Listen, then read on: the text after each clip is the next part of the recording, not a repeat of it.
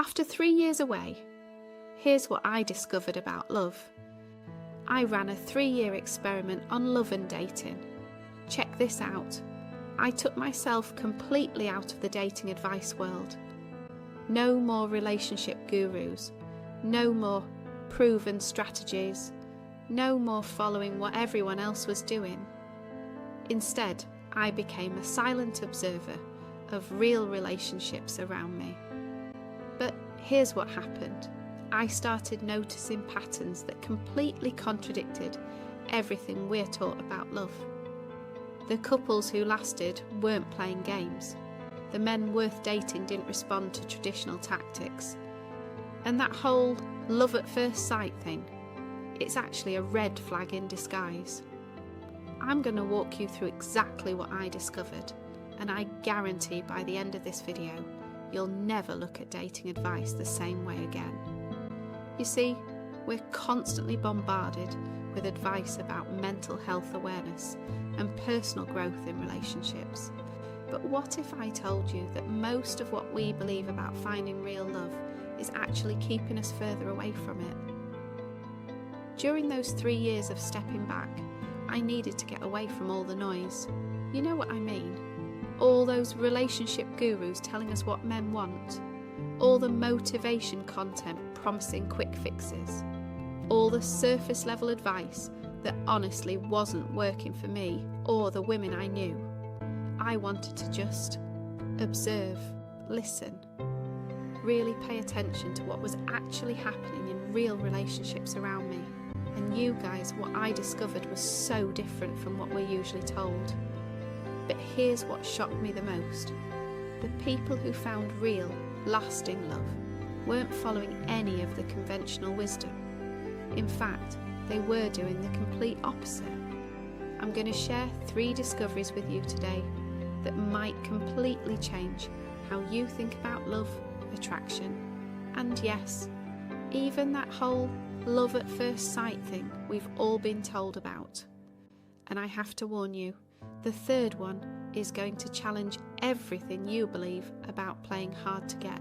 Okay, so the first thing that really opened my eyes, and this ties directly into personal growth and self-awareness. You know how we're always told about love at first sight? Like, you see someone across the room and boom, it's destiny. But here's what I actually observed when I started really watching this happen in real life. When a guy says he fell in love at first sight, he's not actually falling in love with you.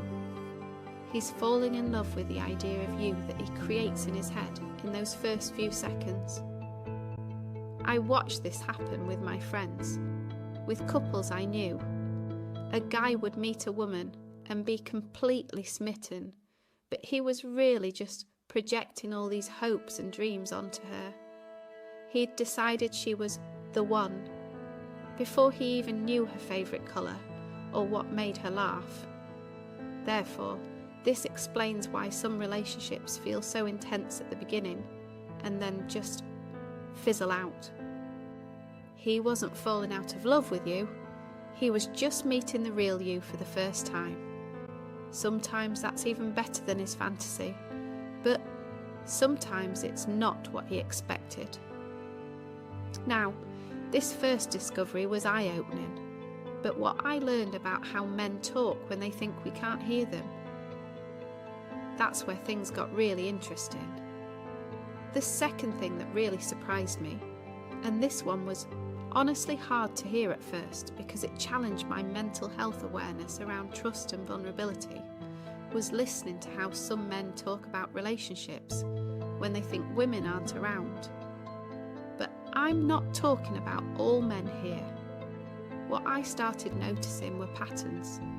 Some guys would talk about dating like it was this strategic game, how to keep someone interested without getting too serious, how to juggle multiple people, how to say just enough to keep someone hoping, but not enough to actually commit. However, here's what was fascinating, and this is where the real personal growth insight comes in. The guys who talked like this, they were usually the ones who seemed the most insecure underneath it all, like they needed these strategies because they didn't believe they were enough on their own. But the men who were genuinely confident and looking for something real, they didn't have secret playbooks. They were just honest, director. They said what they meant and meant what they said. Therefore, learning to recognise the difference between these two types became like having a superpower in dating. Now, if that second discovery surprised you, wait until you hear what I learned about the whole ignore him to make him chase you advice. This one is going to flip everything you've been told on its head. And the third thing, this one might surprise you because it goes against literally every piece of dating advice you've probably heard. You know how everyone says to ignore a guy to make him want you more. But what I realised during my 3 years of observation is that this advice is missing something really important. Yes, ignoring someone can make them chase you harder. But you need to ask yourself, what kind of man are you attracting when you do this? If a guy becomes obsessed when you ignore him, you might not be triggering love.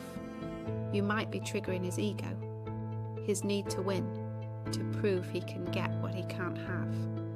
And the problem with that is, once he wins you, once you stop ignoring him and start showing interest, his ego is satisfied and he's ready for the next challenge. However, the men who are actually looking for love, when you ignore them, they usually just respect your space. They don't see you as a prize to be won. They see you as a person who's either interested or not, and they're okay with either answer because they know their worth too. Therefore, a lot of the dating advice out there is designed to help you attract the wrong type of person. The players, the ones who see relationships as games, the emotionally unavailable ones. So here's what those 3 years taught me about motivation and personal growth in love. What if we focused on something completely different? But what if, instead of trying to make someone chase us or playing hard to get, we learned how to recognise the people who are actually ready for real love? The ones who don't need games because they're genuinely interested in getting to know who you really are. This isn't about changing yourself or following some formula. This is about developing the mental health awareness to recognise your own worth and the wisdom to see when someone else recognises it too.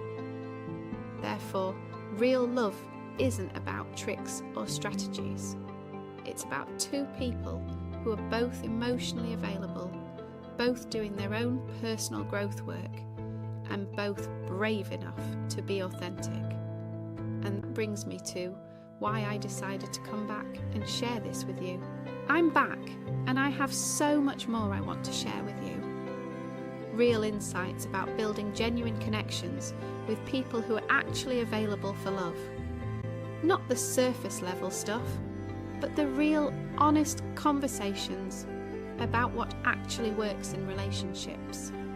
If this resonated with you, I'd love it if you'd subscribe and let me know you're here. Your mental health awareness and personal growth journey matters, and you deserve love that doesn't require games or strategies.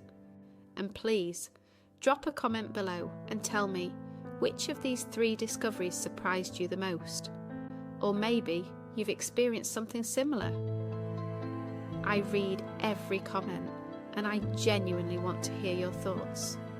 Remember, the right person for you won't need to be convinced of your worth. They'll see it, appreciate it, and choose you every single day. That's not just motivation, that's the foundation of real, lasting love. It feels so good to be back and talking with you again. I've missed this more than you know. Until next time, keep growing, keep loving yourself, and keep believing that real love is possible, because it absolutely is.